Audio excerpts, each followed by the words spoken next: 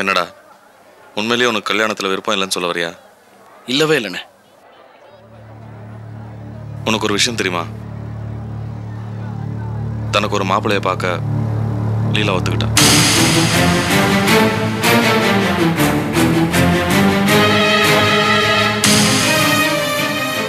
இருக்கலாம்,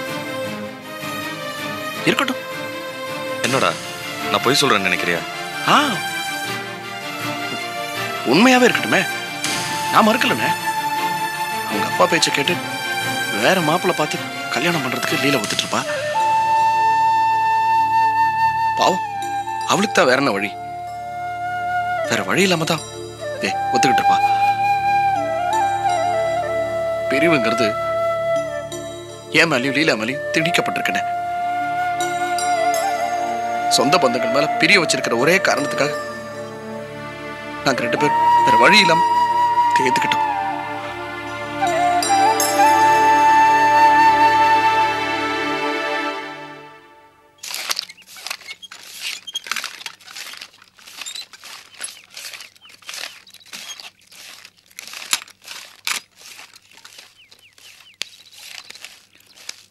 ஏங்க, இங்க ரம்யாங்கிறது யாரு? நான் தான். என்ன விஷயம்? நான் ரவியோட அப்பா. எந்த ரவி? இந்த தவணைக்கு பொருள் கொடுக்குறானே அந்த ரவி. தவணை பணம் வாங்கிட்டு வர சொன்னா, கொடுக்குறீங்களா? ஏன் சார், உங்களை நான் முன்ன பின்ன பார்த்ததே இல்ல, திடீர்னு வந்து பணம் கேட்டா எப்படி கொடுக்கறது? ஏமா, என் முகத்தை பார்த்தா என்ன ஏமாத்துற மாதிரியா தெரியுது? சார், உங்க முகத்தை பார்த்துல கண்டுபிடிக்க முடியாது. நான் தாமா ரவியோட அப்பா, என்ன நம்புங்க. மெட்ராஸ்ல குடி இருக்கிறோம், பொழுது விடிஞ்சு பொழுது போனா 1000 செய்தி வருது. அங்க ஏமாத்துனாங்க, இங்க கொள்ளை அடிச்சாங்கன்னு. உஷாரா இருந்தாலே உருவிட்டு போற காலம். நீங்க என்னடா நம்பிக்கை அது இதுன்னு பேசுறீங்க. நாளைக்கு ரவிய வர சொல்லுங்க, அவர்கிட்ட கொடுத்துடுறேன். இல்லம்மா, நான் கொஞ்சம் சீட்டு பணம் கட்டணும், அவசரம். அதான் இந்த தவணை பணத்தெல்லாம் வாங்கிட்டு வந்துருங்கன்னு சொன்னான். அப்படியா? ஆள் தெரியாமல கொடுக்க முடியாது சார். நீங்க போய் ரவிய வர சொல்லுங்க, அவர்கிட்ட கொடுத்துடுறேன். ஏமா ரம்யா, எவ்வளவு பணம் கொடுக்கணும்? 50 ரூபாய். ஓ, 50 ரூபாயா? பெரிய தொகைதான். ஆள் தெரியாம கொடுத்து ஏமாந்துராதமா. ஆள் தெரியாமல கொடுக்க முடியாது சார். நீங்க போய் ரவிய வர சொல்லுங்க, அவர்கிட்ட கொடுத்துடுறேன். அடடா, என்ன சார் நீங்களா? ஓ, சரோவா? அப்பா, முதல் முறையா இன்னைக்குதான் உங்க குரலை கேட்டிருக்கேன். ரொம்ப சந்தோஷமா இருக்கு. ஆமா, என்ன இவ்வளவு தூரம்? அது ஒரு பெரிய கதைங்க. தவணை பணம் வாங்கிட்டு வர சொல்லி ரவி அனுப்புனா, இவங்க ஆள தெரியாதுங்கிறாங்க. ரம்யா, இவரை எனக்கு ரொம்ப நல்லா தெரியும். இவர்தான் ரவியோட அப்பா. உங்களோட தவணை பணத்தை இவர்கிட்ட நீங்க தாராளமா கொடுக்கலாம். ரொம்ப சந்தோஷங்க, சமயத்துக்கு வந்து உதவுனீங்க. இப்ப கொடுக்கலாங்களா? சரோ, உன்கிட்ட ஒரு 50 ரூபாய் இருக்குமா? அப்படி போடுறீ மகராசி. என்னமோ வீட்டுக்குள்ள பெட்டி பெட்டியா பணம் வச்சிருக்கிற மாதிரி. உங்களை தெரியாது, ரவி அனுப்புங்க. இப்ப தர முடியாதுன்னு சொன்னேன், அவ்வளவுதானா? சுத்தம். ஏ கிழவி, உனக்கு இது சம்மந்தம் இல்லாத விஷயம். உள்ள போ. ரம்யா, இந்த வாரம் உங்க பணத்தை நான் கொடுத்துடுறேன். அப்புறமா உங்ககிட்ட இருந்து வாங்கிக்கிறேன். சார், இதான் என் வீடு. அப்படியா? வாங்க வாங்க, இப்படி உட்காருங்க. இன்னைக்கு ஒரு சீட்டுக்கு பணம் கட்டணும். 4 அட்ரஸ் கொடுத்து பணம் வாங்கி கட்டுங்கன்னு சொல்லிட்டு போயிட்டான். எல்லா இடத்துலயும் கொடுத்துட்டாங்க. இந்த பொண்ணு தான் கொஞ்சம் கராரா இருக்கு. அது பரவாயில்லைங்க, நான் கொடுத்துடுறேன். விஜி, ஒரு காஃபி போட்டு எடுத்துட்டு வாமா. கொண்டு வரேன்க்கா. ஆமா, உங்களை வசூலுக்கு அமிச்சிட்டு ரவி எங்க போயிருக்காரு? அவனும் அவங்க அம்மாவும் பொண்ணு பார்க்க போயிருக்காங்க. ஓ, அப்படியா? ரொம்ப சந்தோஷம். ஆனா அது என்ன இவ்வளவு சாதாரணமா சொல்றீங்க? என்னம்மா பண்றது, பாப்போம். எத்தனையோ இடம் பார்த்தாச்சு, அதுல இதுவும் ஒரு இடம். எதுவும் நடந்தாதானே சொல்ல முடியும். என்ன சார் இவ்வளவு விட்டேத்தியா பேசுறீங்க? நீங்க என்ன பொண்ணா பெத்து வச்சிருக்கீங்க? இன்னும் கல்யாணமே ஆகலையேன்னு சலிச்சுக்கிறதுக்கு. ரவிக்கு என்ன குறைச்சல்? நல்ல பொண்ணா கிடைப்பா. ரவி மாதிரி மாப்பிள்ளை கிடைக்கிறதா ரொம்ப கஷ்டம். அது அது என்ன சார்? இல்ல, எதுக்கும் ஒரு நேரங்காலம் வர வேண்டாமா, அதான்.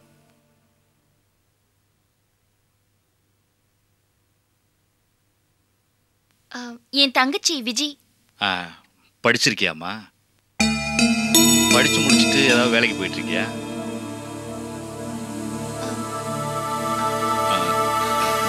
ஒண்ணு நினைச்சுக்காதீங்க, அவளுக்கு கொஞ்சம் கூச்ச சுபாவம். புது ஆளுங்களை பார்த்தா கொஞ்சம் பயப்படுவா. ஒன்னும் நினைச்சுக்கலையே. இல்லம்மா. நான் கிளம்புறேம்மா. இருங்க, பணம் கொடுக்குறேன்.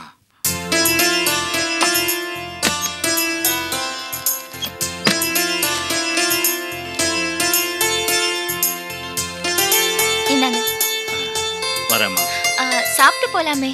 இல்லம்மா, இன்னும் 4 இடத்துக்கு போகணும். இன்னொரு நாளைக்கு வரேன். வரேம்மா. வாங்க.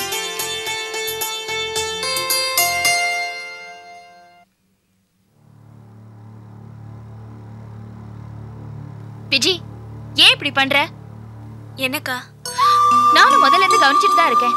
அந்த நர்மதா, மீனா, ரம்யா எல்லாரும் நல்ல கலகலன்னு பேசி சிரிச்சிட்டு இருக்காங்க. ஆனா நீ மட்டும் உன் மூஞ்ச தூக்கி வச்சுட்டு உம்மன்னு நிக்கிற. என்னடா இந்த பொண்ணு இப்படி இருக்காளேன்னு அவங்களுக்கு தோணாதா? சாரிக்கா. இப்ப என்னடானா வந்தவர்கிட்ட சரியா பதில் கூட பேசாம நீ பாட்டுக்கு உள்ள வந்துட்ட. ஏன் உன்னையே இப்படி வித்தியாசமா காட்டிக்கிற? சாதாரணமா இரு. மத்தவங்க எல்லாம் உன்னை தப்பா யோசிக்கவோ யோகம் பண்றதுக்கோ நீ இடம் கொடுத்துறாத.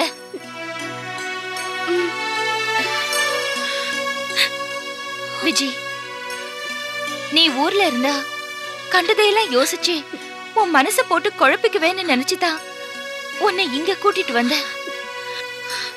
பழசையெல்லாம் மறந்துரு விஜி.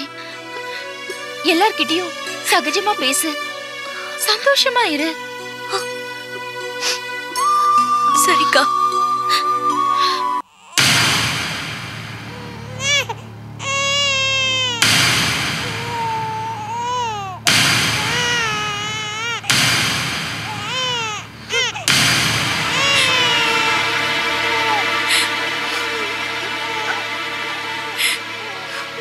கீதா, நீ இப்படி பேசாம இருக்கிறது எனக்கு ரொம்ப டார்ச்சரா இருக்குமா. ப்ளீஸ் என்ன மன்னிச்சிடு. அருவருப்பான உன்னோட இத்தனை நாள் குடும்பம் நடத்த நினைச்சுதான் அழறேன். கண்ணு முன்னாடி நீக்காத, போ அங்க இருந்து. கீதா, நான் செஞ்சது தப்புதான். அதுக்காக நீ எனக்கு என்ன தண்டனை வேணாலும் கொடு. ஆனா உன்னையும் குழந்தையும் பிரிஞ்சு என்னால வாழ முடியாது கீதா. ப்ளீஸ். கீதா, ஒரு ஆம்பளை கண் கலங்கி இவ்வளவு தூரம் தான் தப்பா உணர்ந்து பேசுறப்போ நீ சும்மா இருமா. இத்தனை நாள் குடும்பம் நடத்துற எனக்கு இவன் புத்தி தெரியாமதான் இந்த சொன்னதெல்லாம் உண்மைன்னு நம்பினேன். என்னைக்கோ பாக்குற உனக்கு இவன் சொல்றதெல்லாம் உண்மையாதான் தோணும். கீதா, நடந்தது நடந்து போச்சு. யார் வீட்டுல நடக்கல? அதுக்காக புருஷனை விட்டு குழந்தையோட தனியா வாழ்ந்தா பாக்குறவங்க என்ன பேசுவாங்க? ஏதோ கெட்ட நேரம் புத்தி கெட்டு போய் இப்படி ஒரு தப்ப பண்ணிட்டாரு.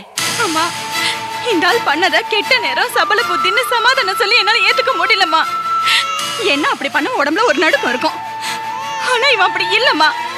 என்கிட்ட வந்து அந்த பொண்ணு கட்டிக்கிட்டா ஒன்னதான் கட்டிக்குவேன், இல்லைன்னா செத்துருவேன்னு சொல்லி மிரட்டுதுன்னு நாடகம் ஆடி இருக்காமா. நானும் அதை நம்பி ஏதோ சத்தியம் வேண்டத புருஷனா கடவுள் எனக்கு கொடுத்துட்டாருன்னு சந்தோஷப்பட்டேன். அந்த பொண்ணை போய் திட்டினேம்மா. ஆனா உண்மையிலேயே இவதாமா மாச கணக்கு அந்த பொண்ணு பின்னாடி நாயா பைய அழைச்சிருக்கான். கீதா, தப்பு நடந்தது உண்மைதான். ஆனா நான் அதை உன்கிட்ட சொன்னப்போ அவதான் உன்னை தொலை பண்ணா, அப்புறம் தான் நீ மயங்கிட்டேன்னு சொல்ல போறியா? ஆமாமா. ச்சீ, இப்பவும் நீ உன்னை உத்தமன்னு காட்டிக்கிட்டு ட்ரை பண்ற. இப்பதானே தெரியுது நீ என் மேல ஆசைப்பட்டது, பாசம் காட்டினது எல்லாமே என் பணத்துக்கு தானே. கீதா, என் நேரம் சரியில்லாம போயிடுச்சுங்கிறதுனால நீ என்ன வேணாலும் பேசலாமா. ஆனா நான் உன் மேல வச்சிருக்கிற பாசத்தை மட்டும் தப்பா பேசாத கீதா. முடியல கீதா. ஏய், இத பார், உன்னோட எந்த வாக்கையும் என் மனசை மாத்த போறது இல்ல. எப்ப நீ கல்யாணம் ஆகாதவன்னு போய் சொல்லி அந்த பொண்ணோட வாழ்க்கை சீரழிச்சியோ அப்பவே என்ன பொறுத்த வரைக்கும் நீ செத்து போயிட்ட. இனிமேலும் உன்னோட நான் வாழ்ந்தா எப்ப வேணாலும் என்னையும் என் பொள்ளைய நீ கொல்ல கூட தாங்க மாட்டேன். என்னை விட்டு பிரிஞ்சாலும் நீ செத்து போயிட மாட்டடா. உனக்கு நான் ஒருத்தி மட்டும் தானே பொண்டாட்டி. ஒருத்தி விஷயம் தானே இப்ப தெரிஞ்சிருக்க.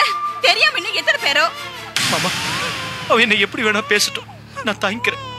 ஆனா அவ இல்லாம என்னால உயிர் வாழ முடியாது மாமா. நீங்களாவது கொஞ்சம் எடுத்து சொல்லுங்களேன் ப்ளீஸ் மாமா.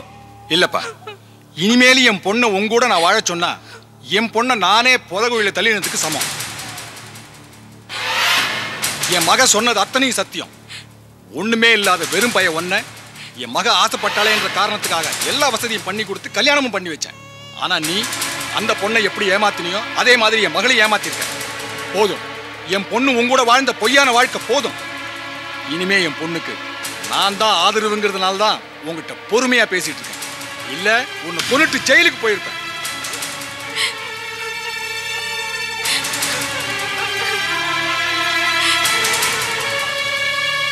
பைக் சாவி அங்கேயே வை.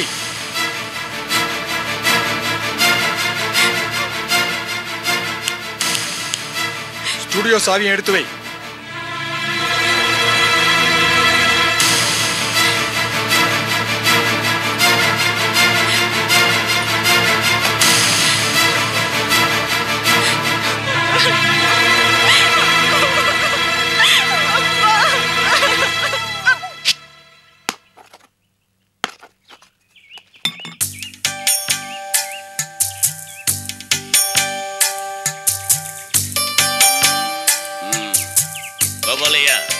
உங்க நிலத்தை பார்க்க ரொம்ப ஆர்வமா இருந்தாருன்னு சொன்னேன். அவர் இவர்தான் ராமையா, பெரும்புள்ளி, நம்பகமானவர். வணக்கங்க. வணக்கங்க. நமக்கு என்ன தொழில்? தோட்டம் துறவு இருக்கு. அது இல்லாம குடுக்கல் வாங்கல் பண்ணிட்டு இருக்கேன். ரொம்ப சந்தோஷம். இடத்தெல்லாம் சுத்தி பாத்தீங்களே, உங்களுக்கு பிடிச்சிருக்கா? ரொம்ப பிடிச்சிருக்குங்க. உங்க அபிப்பிராயத்தை சொன்னீங்கன்னா உடனே பேசி முடிச்சிடலாம். நான் தெளிவாவே சொல்லிடுறேன். இன்னைக்கு இந்த சொத்து என் கையில இருக்குன்னா அதுக்கு முழு காரணம் சிதம்பரம் ஐயா தான். அவர் என்ன விலைக்கு முடிச்சுக்க சொல்றாரோ அதே விலைக்கு முடிக்கிறதுக்கு நான் தயாரா இருக்கேன். என்னங்க பேச்சுவாக்குல பெரிய பொறுப்பை எந்த அளவு ஏத்துப்பிட்டீங்க? சொத்துக்கு சொந்தக்காரன் நீங்க, தொகையை நீங்க சொன்னாதானே பேசி கிரையம் பண்ணலாம். ஆமாங்க, உங்க அபிப்பிராயத்தை சொல்லுங்க. என்ன சிதம்பரம் ஐயா, எவ்வளவு கேட்கலாம்? ஒரு 25 கேளுங்க. சரி, ஒரு 25 லட்சம்னா முடிச்சிடலாம். 25 லட்சமா? என்ன 25 லட்சம் இழுக்கிறிய? நானே ஒரு குறைச்சு சொல்லிவிட்டான்னு கவலைப்பட்டு இருக்கிறேன். எனக்கு தெரியுமுங்க, நீங்க இது பிளாட்டா போட்டு 1 கோடி பண்ணிருவீங்க. உண்டா இல்லையா? கொஞ்சம் குறைச்சிக்கிட்டா தேவல. ஏங்க சொன்ன வேலைக்கு ஒத்துக்கிட்டா கௌரவ குறைச்சல நெருப்பி எவ்வளோ இருக்கா? இன்னும் 2 வருஷம் கழிச்சு பிளாட் போட்டு வித்தா சமுக்காலத்தை விரிச்சு பணம் தள்ளிட்டு போலாம். போஸ் விளையாட்டா பேசுறான்னு நினைக்காதீங்க. அவன் நிலவரம் தெரிஞ்சவன், அவன் சரியா தான் சொல்றான். வாங்கி போடுங்க. முடிவா நான் அவனு சொல்றேன். 22 லட்சம்னா முடிச்சிடலாம். என்ன சொல்றீங்க நீங்க? சரி, அந்த விலைக்கே முடிச்சிடலாம். ரொம்ப சந்தோஷம். இன்னொரு முக்கியமான விஷயம். ஏன்னா அதான் 22 லட்சத்துக்கு ஒத்துக்கிட்டியா? இன்னும் என்ன முக்கியமான விஷயம்? 22 லட்சம்ன்றது பெரிய தொகை இல்லையா? பணம் புரட்டணும், கொஞ்சம் டைம் வேணும். அப்படியா? எவ்வளவு நாள்ல நீங்க பணம் புரட்டுவீங்க? 1 மாசமாவது ஆகும். என்னங்க கோபால் சார், உங்களால 1 மாசம் பொறுக்க முடியுமா? 1 மாசம் தானே, பரவாயில்ல. 1 மாசத்துக்குள்ள பணத்தை தயார் பண்ணிடுவீங்களே? கண்டிப்பா 1 மாசத்துல பட்டிடுவேன். கோபாலையா, உங்களுக்கு சம்மந்தம் தானே? சரிங்க. சரி, இன்னையில இருந்து 30 நாள் பணத்தை ஏற்பாடு பண்ணுங்க. தொகை வந்ததும் பத்திரத்தை எழுதி ரெஜிஸ்டர் பண்ணிடுவேன். பண்ணிடலாம். சரிதானுங்களே? சரிங்க. சரி, பேசுனதுக்கு ஒரு டோக்கன் அட்வான்ஸ் கொடுத்துருங்க.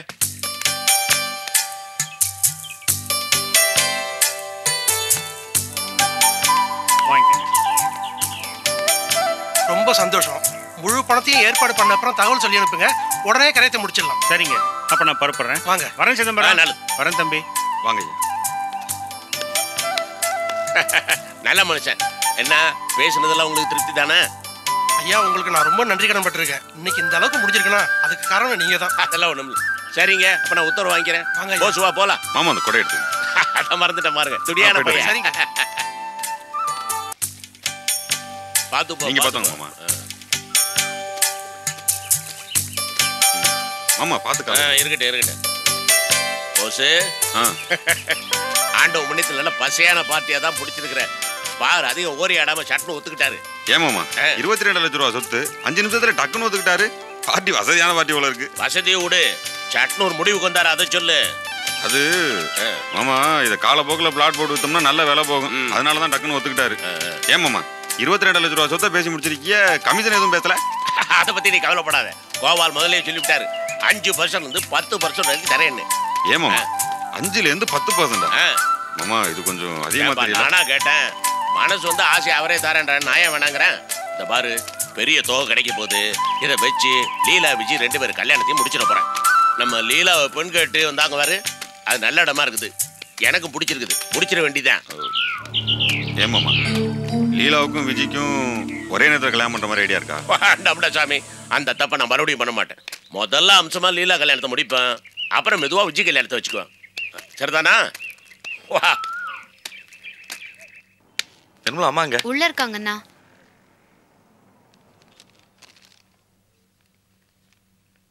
அம்மா, அப்படியே இதையும் வச்சு சாமி கும்பிட்டுருங்க. என்னடா அது? இந்த லாரி வாங்கிறதுக்கு லோன் அப்ளிகேஷன்மா. செல்வம் வந்து பேங்க் மேனேஜராக பார்த்துட்டு வந்திருக்கான். அவரும் உடனே ஏற்பாடு பண்ணிடுறேன்னு சொல்லியிருக்காரு. இந்த மாதிரி விஷயத்தெல்லாம் ரொம்ப இழுத்தடிப்பாங்க. என்னன்னு தெரியல, இந்த மேனேஜர் நமக்கு லோன் கொடுக்குறதுல ரொம்ப இன்ட்ரெஸ்டடாக இருக்காராம். தான் செல்வம் வந்து ரொம்ப சந்தோஷமாக சொன்னான். என்னம்மா? சந்தோஷப்படுவீங்கன்னு நினைச்சேன். மூஞ்சில சுரத்தே காணோம். பின்ன என்னடா, வீட்ல நீ ஆம்பளை, நீ கையெழுத்து போட்டு லோன் வாங்கியிருந்தா எவ்வளவு கௌரவமா இருந்திருக்கும். வீட்ல இருக்க பொம்பளை கிட்ட போய் கையெழுத்து போடுமான்னு கையேந்தி நிக்கிற. அவ என்னமோ பெரிய கலெக்டர் மாதிரியும் நீ பியூன் மாதிரில இருக்க. சரி விடுங்கம்மா, இப்போ இதெல்லாம் பேசி பிரயோஜனமே இல்லை. லோன் வாங்க போகிறோம், எல்லாம் நல்லபடியாக முடியணும், பிஸ்னஸும் நல்லபடியாக வரணும்னு இந்த அப்ளிகேஷனை சாமி கிட்ட வச்சு கும்பிட்டு கொடுங்க.